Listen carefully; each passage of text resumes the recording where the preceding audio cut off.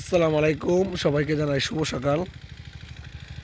এই মুহূর্তে আমি যে জায়গাটায় আছি দেখেন, এই জায়গার পরিবেশ প্রচুর কুয়াশা। এই যে আমি শুধু সকালবেলা আসছি যে কুয়াশাটা দেখার জন্য, কারণ বাসার ভিতরে থাকলে কিন্তু কুয়াশা বোঝা যায় না। এই যে গাছটা দেখেন, বাসার ভিতরে থাকলে এমন কি কুয়াশা পড়তেছে এগুলো বোঝা যায় না। তাই সকাল সকাল চলে আসলাম কুয়াশা দেখার জন্য।